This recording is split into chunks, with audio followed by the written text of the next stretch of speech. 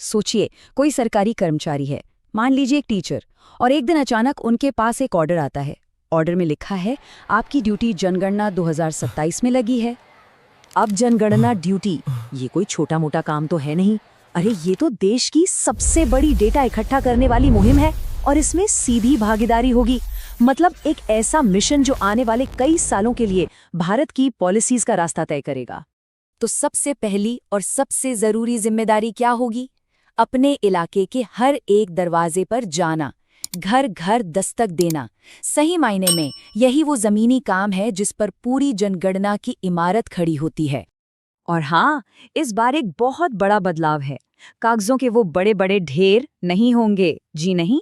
सारा का सारा डेटा सीधे एक मोबाइल ऐप में एंटर किया जाएगा। इससे क्या होगा?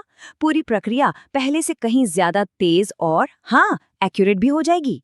जरा सोचिए, हजारों लोगों की पर्सनल जानकारी वो सब हाथों में होगी। ये वाकई में एक बहुत बड़ी जिम्मेदारी है।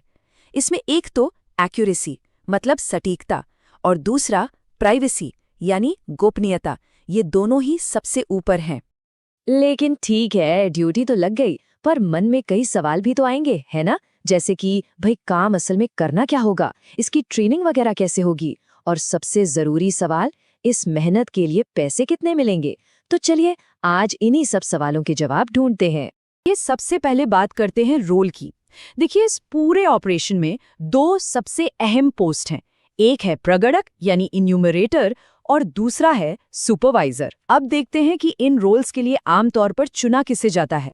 तो इन्यूमरेटर या प्रगणक, ये वो लोग हैं जो असल में फील्ड पर जाकर काम करते हैं। और ये ड्यूटी लगती किसकी है? ज्यादातर primary teachers, secondary teachers, grade 3 teachers, senior teachers, और हाँ, बूथ लेवल ऑफिसर्स, जिन्हें हम BLOs भी कहते हैं, उन्हें ये जिम्मेदारी दी जाती है। मतलब मोटे तौर पर कहें तो ज्यादातर मामलों में टीचर्स ही प्रगणक बनते हैं। अच्छा, तो फिर प्रगणक और सुपरवाइजर में फर्क क्या है? सिंपल है। प्रगणक वो हैं जो घर घर जाकर डेटा इकट्ठा करते हैं, और सुपरवाइजर वो इनके काम को मॉनिटर करते हैं, ये पक्का करते हैं कि डेटा सही है या नहीं। और आप कह सकते हैं कि वो एक तरह से टीम लीडर की तरह काम करते हैं। चलिए अब काम की बात करते हैं। मतलब फील्ड पर असल में होगा क्या? और ये बहुत दिलचस्प है, क्योंकि इस बार की जनगणना भारत की पहली पूरी तरह से डिजिटल जनगणना होने वाली है। ये फील्ड वर्क करने का तरीका ही बदल देगी। और ये बदलाव कोई छोटा मोटा नहीं है। याद है पहले जनगणना का मतलब क्या होता था? कागज, फॉर्म, उनका ढेर, एक बहुत ही थकाऊ और मैनुअल काम था। लेकिन अब सब कुछ एक मोबाइल ऐप से होगा, जो न सिर्फ ज्यादा एफिशिएंट है बल्कि पूरी तरह डिजिटल भी है। तो प्रगणक के मेन काम क्या क्या हुए? पहला, अपने इलाके में घर घर सर्वे करना। दूसरा, हाउस लिस्टिंग करना, मतलब मकानों की सूची बनाना। तीसरा, परिवार के हर सदस्य की डिटेल जैसे नाम, उम्र, पढ़ाई लिखाई, ये सब रिकॉर्ड करना। और चौथा, इस सारी जानकारी को मोबाइल ऐप से अपलोड कर देना। लेकिन यहाँ एक बहुत प्रैक्टिकल सवाल आता है। मान लीजिए फील्ड में गए और वहाँ इंटरनेट ही नहीं है, तब क्या होगा? परेशानी की बात नहीं है, इसका भी इंतजाम है। ऐप में एक ऑफलाइन मोड है।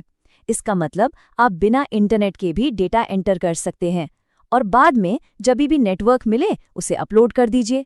ये वाकई में एक बहुत काम का फीचर है। इस बार एक और नई चीज़ है जिसे सेल्फ एन्यूमरेशन कहा जा रहा है। इसमें क्या है कि लोग चाहें तो एक पोर्टल पर जाकर अपना डेटा खुद ही भर सकते हैं। ऐसे में प्रगणक का काम क्या होगा? उन्हें बस उस घर जाकर उस डेटा को वेरीफाई करना होगा। इससे काम थोड़ा और आसान हो सकता है। अब जाहिर है इतने बड़े डिजिटल मिशन के लिए तैयारी भी तो जोरदार चाहिए। तो इसके लिए सरकार ने सभी कर्मचारियों को तैयार करने के लिए एक पूरा स्ट्रक्चर्ड ट्रेनिंग प्रोग्राम बनाया है। ये ट्रेनिंग 3 लेवल पर होगी। देखिए, सबसे पहले अप्रैल 2026 में जो मास्टर ट्रेनर्स हैं उन्हें स्टेट लेवल पर 4 दिन की ट्रेनिंग मिलेगी। फिर उसी महीने में फील्ड ट्रेनर्स को डिस्ट्रिक्ट लेवल पर 3 दिन की ट्रेनिंग दी जाएगी। और आखिर में मई 2026 में प्रगणकों और सुपरवाइजरों को तहसील या शहर के लेवल पर 3 दिन की ट्रेनिंग मिलेगी। और हाँ, ताकि सब लोग अच्छे से सीख पाएं, ये ट्रेनिंग 35 से 40 लोगों के छोटे छोटे बैच में की जाएगी। चलिए अब आते हैं उस सवाल पर जिसका शायद सबसे ज्यादा इंतजार होता है, पैसे। मतलब इस जरूरी काम के लिए मुआवजा क्या मिलेगा? तो आइए पेमेंट का ब्रेकडाउन समझते हैं। तो जनगणना ड्यूटी के लिए जो टोटल मानदेय या कह लीजिए ऑनरेरियम तय किया गया है वो है 25,000 रुपये। अब ये 25,000 रुपये एक साथ नहीं मिलेंगे, इसे 2 हिस्सों में बांटा गया है। पहला हिस्सा यानी 9,000 रुपये मिलेंगे हाउस लिस्टिंग का काम पूरा करने पर, और दूसरा हिस्सा यानी बचे हुए 16,000 रुपये मिलेंगे जनगणना का काम पूरा होने पर। तो ये बात साफ है कि पैसा काम पूरा होने के बाद ही मिलेगा।